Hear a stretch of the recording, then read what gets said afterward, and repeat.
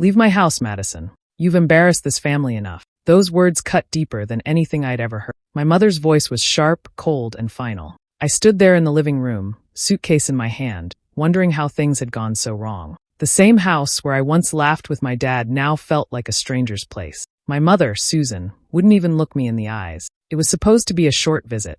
I had flown back home after years away, hoping to reconnect, maybe share a meal and some stories. I hadn't been around since my dad's passing, and part of me wanted to feel that sense of home again. But instead of warmth, I found walls. My mother's smile was tight, her tone distant. My brother Ethan didn't even bother to say hello. It felt like I'd walked into someone else's house, not the one I grew up in. She didn't know who I'd become. She still saw the girl who dropped out of college, the one who once borrowed money and came home crying when things didn't work out. I never told her what I built afterward. I never mentioned the nights I worked until sunrise or how I built a company from a small apartment with one old laptop. To her, I was still a disappointment. That night, when she told me to leave, I didn't argue. I could have told her everything, about my company, about how I'd made more money than our whole family combined, but I didn't. I just stood there, silent, trying not to let her see the pain in my face. She thought she was ending a problem. What she didn't know was that she was ending the last piece of family I was holding on to. I walked out quietly.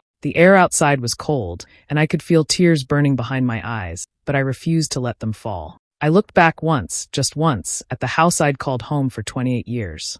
It didn't look the same. The porch light flickered, and I remembered how my dad used to fix it every Sunday. Now it was just another broken thing in that house. I sat in my car for a long time, staring at the steering wheel, trying to understand how a mother could look at her own child with so much anger. I had spent years wanting to make her proud. I had thought maybe, when she saw me again, things would be different. But they weren't. As I drove away, I promised myself one thing. I wouldn't look back. Not until I had nothing left to prove. Not until the pain stopped feeling like rejection and started feeling like freedom. I didn't know then what the future held, but something in me changed that night. I wasn't just leaving her house.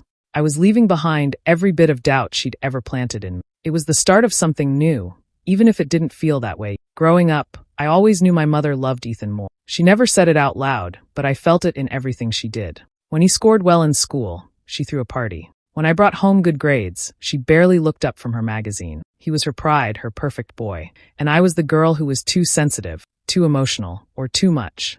I tried to earn her approval, but no matter what I did, it was never enough. Ethan could do no wrong. Even when he messed up, Mom found a way to excuse it.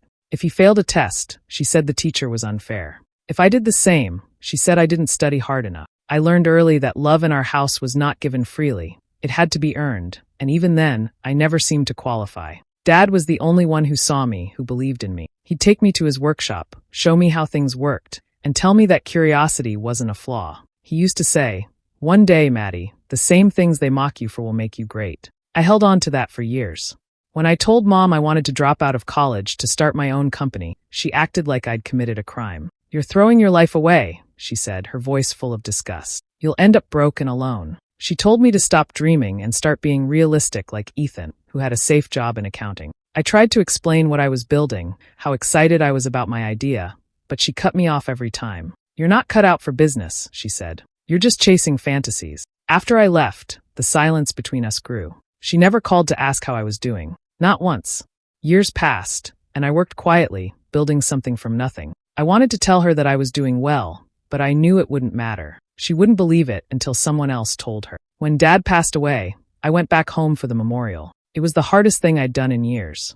The house looked the same, but it didn't feel like home anymore. The pictures on the wall showed a family that no longer existed. I thought maybe, for one day, we could put the past aside and grieve together. But the moment I walked in, I saw it in her eyes, the same cold look, the same disappointment. Ethan stood beside her, his hand on her shoulder, acting like the perfect son. She barely hugged me. She didn't ask how I was, didn't even say she was glad I came. Instead, she said, "You look tired, Madison. Life catching up to you." I forced a smile, but inside I felt the same old ache. I realized then that some things never change. No matter what I did, I'd never be enough for her. The only person who ever truly saw me was gone, and all that was left was the emptiness he left behind. The day it happened, I wasn't even supposed to be home. I had gone upstairs to grab my jacket before heading to the cemetery to leave flowers for Dad. As I came down the hallway, I heard voices coming from the kitchen, my mother's sharp tone mixed with Ethan's careless laugh. I didn't mean to listen, but then I heard my name. I froze. She's still pathetic, Mom said. Almost 30, and still pretending she has some kind of career. I don't even know how she looks people in the eye. Ethan laughed. Yeah, she's always been dramatic. Remember when she said she'd build her own company? I bet she's barely paying rent somewhere. I felt my chest tighten. It wasn't the first time they'd talked about me, but hearing it like that, so casual, so cruel, cut deeper than usual. Then Mom said something that made my stomach drop. Anyway, I want to sell that old workshop of your father's. It's just sitting there collecting dust. We could use the money. Ethan agreed without hesitation. Good idea. Maybe we can turn it into something useful this time. They laughed again, and I stood there, gripping the wall. That workshop was the one place that still felt like Dad. The smell of oil, the tools still hanging on the wall, the small table where I'd sit as a kid and watch him fix things. It was where I learned to dream. Selling it felt like erasing him completely. I stepped into the kitchen before I could stop myself. You can't sell it, I said, my voice trembling. That place was Dad's heart. You can't just get rid of it like it means nothing. My mother turned, her eyes narrowing. Don't start, Madison. It's my house, my decision. You don't contribute a cent here. It's not about money, I said quietly. It's about respect. It's about Dad. Her face hardened. If you don't like how I run my house, you can leave. Mom, please. Her voice rose, sharp and final. I said leave my house.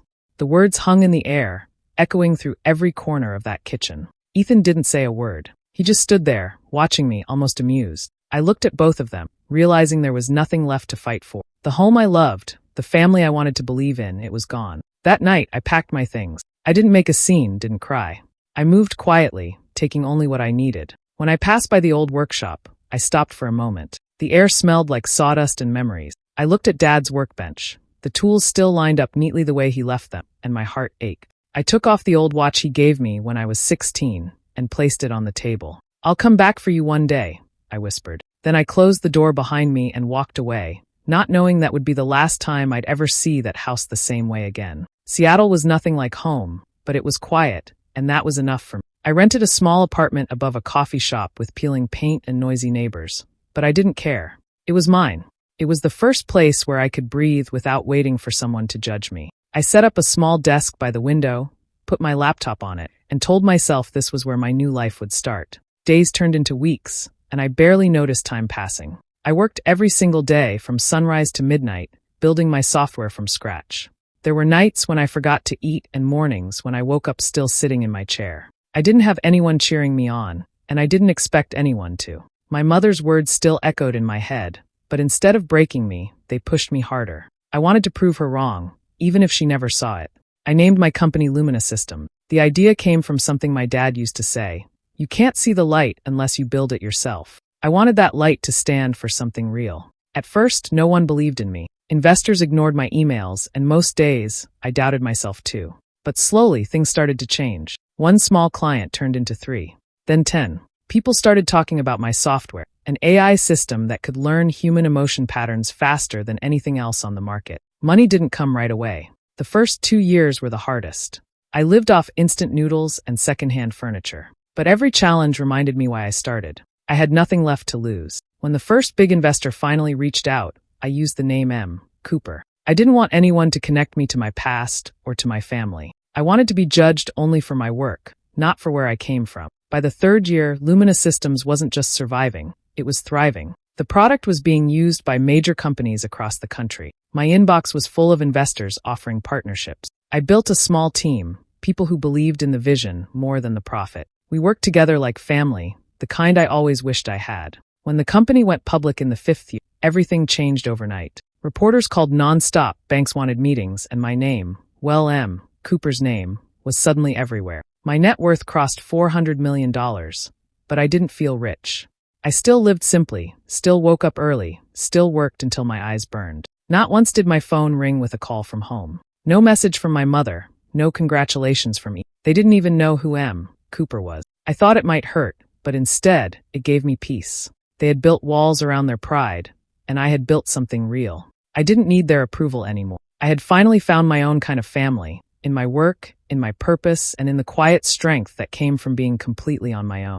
The envelope arrived on a quiet Monday morning. I almost threw it away, thinking it was another business letter, but when I saw the handwriting, my hands froze. It was my mother's, neat, sharp, and familiar. I opened it slowly, and a gold-edged wedding invitation slipped out. My brother Ethan was getting married. For a long moment, I just stared at the card, reading the words over and over. It felt strange seeing his name printed in fancy letters, surrounded by floral design. Beneath it, the bride's name was written in cursive, Claire Bennett. I remembered her instantly. Claire was the girl Ethan dated in college, the one who laughed at me years ago when I told her about my dream of building a company. "You, a businesswoman?" she'd said, laughing as if it were the funniest thing she'd ever heard. I hadn't seen her since, but now she was going to be part of my family. I set the invitation on the table, unsure how to feel. The wedding was being held at the family estate, my old home, the same place I'd been told to leave. My chest tightened as I thought about walking through those doors again. Part of me wanted to ignore it, pretend I never got it. But then I noticed a smaller note tucked behind the card. It was written in Ethan's handwriting. "We'd love to see you, if you can afford the trip."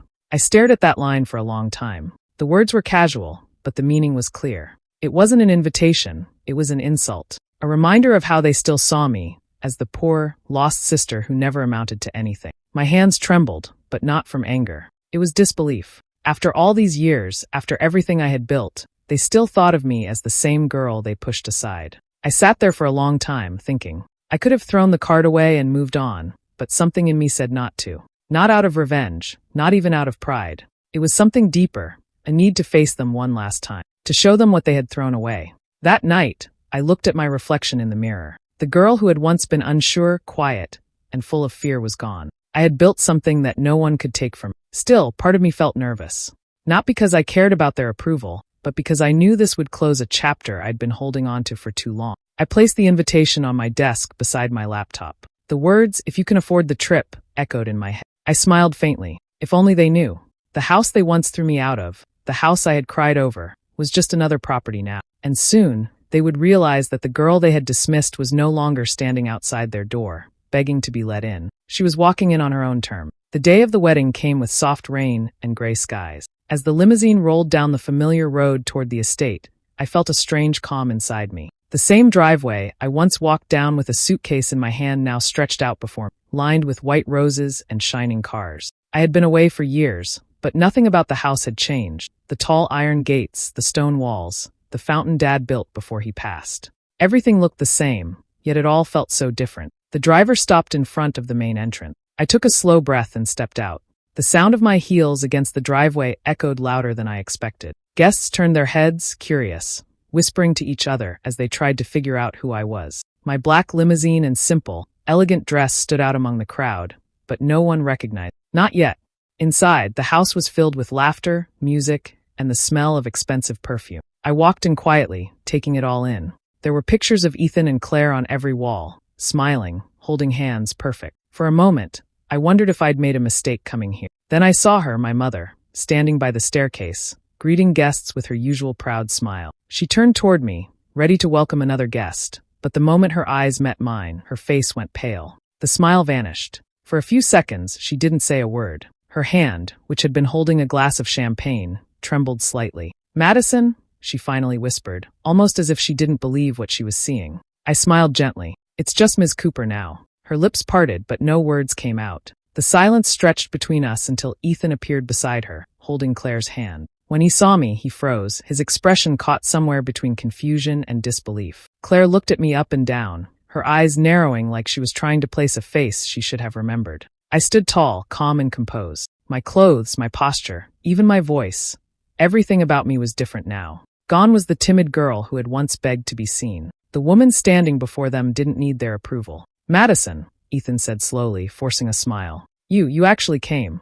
"I was invited," I said softly, "and I could afford the trip." For a moment, no one spoke. My mother tried to recover her poise, straightening her dress, pretending nothing was wrong, but the look in her eyes gave her away. She wasn't sure how to talk to me anymore. I wasn't someone she could scold or control. Guests began to whisper as they realized who I was. My mother stepped aside, and I walked past her toward the main hall. The chandeliers glowed above me, and the sound of quiet music filled the air. I didn't come for revenge. I came for closure. But as I looked at their faces, I knew one thing. They would never see me the same way again. The wedding reception was bright and noisy, full of people laughing, drinking, and showing off their expensive clothes. I sat quietly at one of the back tables, watching everything unfold. My assistant, Ava, stood nearby, checking her phone and making sure everything was in order. A few of my security staff waited outside, dressed in plain black suits, blending in with the rest of the guests. I hadn't planned to arrive with them, but my company insisted. "You're too valuable to travel alone," they said. I didn't argue. At first, no one knew who I was. People kept glancing my way, whispering behind their glasses. I could feel their curiosity. A few came up to me to ask where I was from or who invited me. I just smiled and gave polite answers. I didn't mention my full name. The less they knew, the better. Ethan and Claire made their grand entrance, holding hands and grinning as everyone clapped. My mother stood proudly beside them, glowing with pride. Watching them from my seat, I felt strangely detached, like I was observing someone else's life. These people used to be my family, but now they felt like strangers. After the ceremony, the guests gathered for dinner. I found myself seated just a few tables away from Ethan and Claire. He was surrounded by his business friends, bragging loudly about his latest property purchases. "I just bought 2 acres near the lake," Ethan said, his voice carrying across the room. "Got them at a steal. You know, real estate is where the real money is." His friends laughed and raised their glasses. My mother leaned in proudly, saying, "That's my son, always thinking ahead." I didn't say anything at first. I wasn't here to compete. But then Ethan's eyes met mine. He smirked slightly, that same smug look he used to give me when we were kids. "So, Madison," he said, pretending to sound friendly, "you still doing that tech thing? Or did that phase pass?" There were soft laughs around the table. I took a sip of water, looked at him, and said calmly, "Still doing it. It's going well, actually." He nodded, uninterested, already turning back to his friends. "Good for you. Maybe one day you'll buy a little place too." I set down my glass and said casually, "Funny you mention that. I recently bought a large piece of land nearby, actually, under this very estate." The room went quiet. A few people stopped eating. Ethan frowned, confused. "What do you mean?" I looked at him, then at my mother, who was frozen, her fork halfway to her mouth. "The land this house sits on," I said softly. "It's mine now." My mother let out a shaky laugh. "Oh, Madison, that's a good one," she said, her voice trembling slightly. "You always had a wild imagination." I smiled politely. "It's not a joke. The deal closed last month." Silence filled the table. Ethan's smile vanished. My mother's face turned pale. Around us, whispers started spreading again, this time louder, sharper, and full of shock. I picked up my glass and took another sip, pretending not to notice. I didn't need to prove anything else. The truth had already spoken for me. The silence in the room was heavy. Every eye was on me, waiting for someone to speak. My mother's nervous laugh had faded, and Ethan's confident grin was gone. He looked like he was trying to figure out if I was bluffing. The tension spread quickly through the tables, people whispering and staring, unsure if they were witnessing a family joke or something much bigger. I took a slow breath and stood up. My chair scraped lightly against the marble floor, the sound echoing louder than it should have. "Since everyone seems curious," I said calmly, "maybe I should clear a few things up." Ethan tried to regain his composure. "All right, Madison, enough of the games. What are you talking about? You can't possibly own this land." I met his eyes. "I can. And I do." I nodded to Ava, who handed me a small envelope. Inside it was a printed copy of the deed transfer, sealed and signed. I placed it gently on the table in front of my mother. "I bought it back," I said softly. "You told me to leave your house, Mom, so I did. But now it's mine, and I'm asking you to leave my house." My mother stared at the papers, her face draining of color. "You're lying," she whispered. "This can't be true."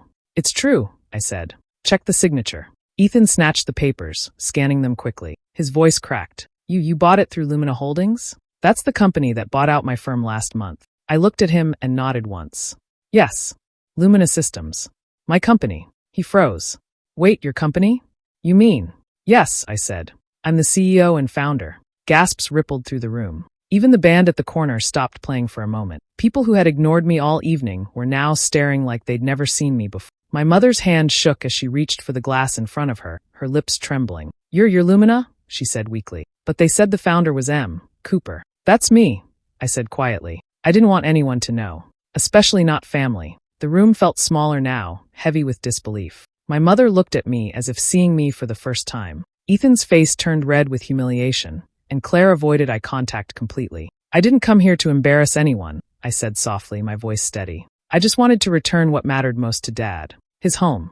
The one place that should have been treated with love, not grief." My mother blinked hard, her eyes filling with tears. "Madison, please." I shook my head gently. "It's too late, Mom. You made your choice years ago." I turned away from the table, feeling the weight lift off my shoulders. For the first time in years, I didn't feel small. I didn't feel angry. I just felt free.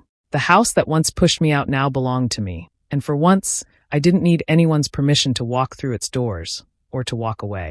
For a long moment, no one moved. The room was quiet except for the soft sound of the rain hitting the windows. My mother stared at the deed on the table, her lips trembling. Ethan stood frozen beside her, his jaw tight, his pride collapsing right in front of everyone. Guests shifted uncomfortably, pretending to look elsewhere, but their curiosity kept their eyes glued to us. It was the kind of silence that carried more weight than shouting ever could. Then suddenly, Ethan slammed his glass down, his voice sharp and full of anger. "You think this makes you better than us?" he said. "You think buying a house makes you family again?" I looked at him calmly. "No, Ethan," I said. "I stopped trying to be family a long time ago." He glared at me, his face red. "You just wanted to humiliate us. That's all this was." Before I could answer, my mother reached for his arm. "Ethan, stop," she whispered, tears finally falling from her eyes. But he pulled away and stormed out of the hall, pushing past the guests. The doors slammed shut behind him, leaving a heavy silence in his wake. I turned back to my mother. She looked smaller than I remembered, like the years of pride and anger had finally caught up to her. Her hands shook as she reached out toward me. "Madison," she said, her voice cracking. "I didn't know. I didn't understand what you were doing all those years. Please forgive me." For a second, I couldn't speak. All the pain, the loneliness, and the years of silence between us rushed through my mind. I had imagined this moment so many times, how it would feel to finally be the one in control, the one they couldn't look down on. But standing there, looking at my mother's tear-streaked face, I didn't feel proud. I just felt tired. "I'm not here for revenge, Mom," I said softly. "I just wanted to make things right for Dad. That's all." Her lips trembled as she whispered, "Please don't leave. We can fix this. We can start over." I smiled faintly and shook my head. "Dad used to tell me that home isn't where you live, it's where you're loved." I finally understand what he meant. Her tears fell harder as I reached into my bag and pulled out a small silver keychain. It was the key to the house. I placed it gently on the dining table beside the deed. "I'm leaving it here," I said quietly. "You can keep the house, Mom. I don't need it anymore." She looked up, confused. "But it's yours now." I nodded. "I know. That's why I can walk away from it." I turned and started toward the door. The guests parted silently as I passed, their eyes following me. I didn't look back. The rain outside had softened, and as I stepped into the cool air, I felt something lift off my shoulder. I wasn't leaving with anger or pain, just peace. The kind my father always wanted me to find. The morning sun glowed over the glass building that now stood where an empty lot once was. The sign read, "The Henry Cooper Foundation for Young Innovators." Madison stood outside, hands tucked into her coat pockets, watching a group of children laughing as they built small robots inside. Their smiles reminded her of the afternoons she used to spend with her father in his workshop, surrounded by old tools and dreams that seemed too big for their small world. It had been 6 months since she'd walked out of her family home for the last time. The headlines had eventually faded, the gossip had died down, and the silence that followed felt like a clean breath after a storm. Madison had used a part of her fortune to create something meaningful, something that felt like him. Every wall, every program, every scholarship carried his name. For the first time, she felt like she had finally brought her father's dream to life. Her assistant came out holding a few envelopes. "These arrived for you this morning," she said softly, handing them over. Madison flipped through them. Letters from schools, thank you notes from children, invitations from tech conferences. But one envelope stood out. It was handwritten, the edges slightly wrinkled, addressed simply to Madison Cooper. The handwriting was familiar. She took a long breath before opening it. Inside was a letter from her mother. The words were shaky but sincere. Susan wrote about her sleepless nights, her regrets, and the memories she wished she could change. She said she was proud of Madison, proud of the woman she had become, even if she had never said it when it mattered most. The letter ended with, "I hope one day you'll find it in your heart to forgive me. Love, Mom." Madison folded the letter carefully and placed it back into the envelope. She didn't cry. She didn't feel angry either. There was a strange calm inside her, a quiet acceptance. She had spent so many years fighting for approval, trying to prove her worth, chasing love that was never freely given. But now, standing there watching those children chase their own dreams, she realized she didn't need any of that anymore. She walked toward the large glass window and watched one of the girls connect a circuit board, her eyes lighting up when it finally worked. Madison smiled. "That's it," she whispered to herself. "That's what Dad would have wanted." Her driver came up behind her and asked, "Are you ready to head back to the city, Ms. Cooper?" Madison nodded slowly. "In a minute." She looked around one last time, the bright building, the laughter, the life growing from pain. Then she said quietly, almost to herself, "Sometimes the best revenge isn't proving people wrong. It's finding peace and walking away richer in every way." With that, she turned toward her car. The wind carried her father's memory like a whisper, soft and proud. For the first time in her life, Madison Cooper wasn't running from her past. She was walking toward her future.